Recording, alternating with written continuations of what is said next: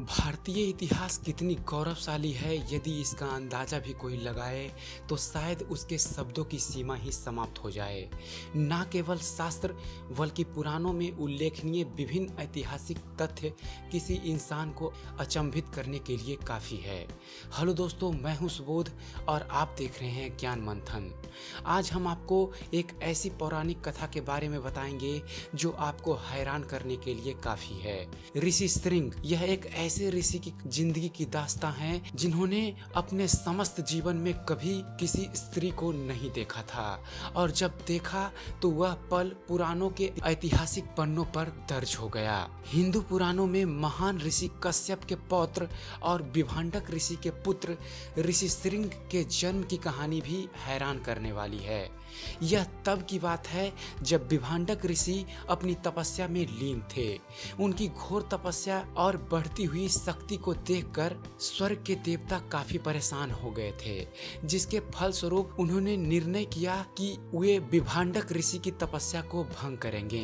विभांडक ऋषि की तपस्या को भंग करने के लिए देवताओं ने स्वर्ग से एक उर्वशी नाम की अप्सरा को उनके पास भेजा। वह अप्सरा अत्यंत खूबसूरत थी।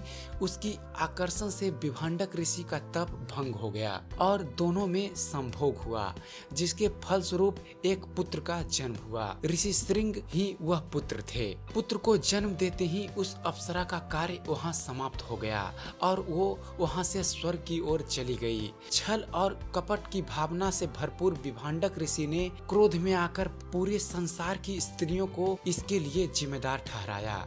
इसके बाद वे अपने पुत्र को लेकर एक जंगल की ओर चले गए। अपने साथ हुए इस छल के कारण उन्होंने प्रण किया कि जीवन भर वे अपने पुत्र को किसी स्त्री की छाया तक नहीं पड़ने देंगे। यही कारण था कि ऋषि श्रृंग ने कभी किसी स्त्री को देखा ही नहीं था। कहते हैं, क्रोधित होकर विभांडक ऋषि जिस जंगल की ओर गए थे उसके पास एक नगर था। उनका क्रोध उस जंगल में जाने के बाद और बढ़ने लगा, जिसका असर उस नगर पर पड़ने लगा। वहां अकाल से मातम छाने लगा, जिससे परेशान होकर नगर के राजा रोमपाद ने अपने मंत्रियों ऋषि मुनियों को बुलवाया। इस दुविधा का समाधान ऋषियों ने ऋषि श्रृंग का विवाह बताया।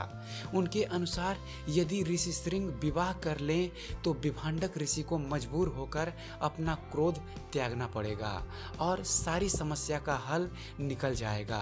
राजा रोमपाद ने ऋषियों के इस प्रस्ताव को स्वीकारा और जंगल की ओर कुछ खूबसूरत दासियों को भेजा। राजा रोमपाद को लगा कि ऋषि श्रृंग पहली बार ही दासियों को देखकर मोहित हो जाएंगे, लेकिन ऐसा नहीं हुआ। ऋषि श्रृंग, जिसने आज तक किसी स्त्री को नहीं देखा था, वे कैसे समझते कि यह नारी जाति है या पुरुष जाति। यही कारण है कि दासियों को ऋषि श्रृंग को अपनी ओर आकर्षित करने में काफी समय लगा, लेकिन एक दिन दासियों ने ऋषि श्रृंग को अपनी ओर मोहित करने में कुछ सफलता हासिल की। अब ऋषि श्रृंग उन दासियों के साथ उनके नगर जाने के लिए भी तैयार हो गए। जब विभांडक ऋषि को इस बारे में पता चला तो वे अपने पुत्र को ढूंढते हुए राजा के महल में जा पहुंचे, जहां उनका क्रोध शांत करने के लिए राजा ने अपनी पुत्री का विवाह ऋषि श्रृंग से कर दिया। पुराणों में उल्लेख की गई एक कथा के अनुसार जब राजा दशरथ को पुत्र की प्राप्ति नहीं हो रही थी तो उन्होंने एक महान यज्ञ कराया था। उस यज्ञ का नाम अश्वमेघ यज्ञ रखा था। इसी अश्वमेघ यज्ञ की मदद से उन्हें पुत्र के रूप में भगवान श्री राम की प्राप्ति हुई थी। अश्वमेघ यज्ञ के दौरान राजा दशरथ को महर्षि विभांडक के पुत्र ऋषि श्रृंग की कहानी ही सुनाई गई थी। इस यज्ञ से संबंधित एक बात और प्रचलित है कि इसकी भविष्यवाणी बहुत पहले ही कर दी गई थी।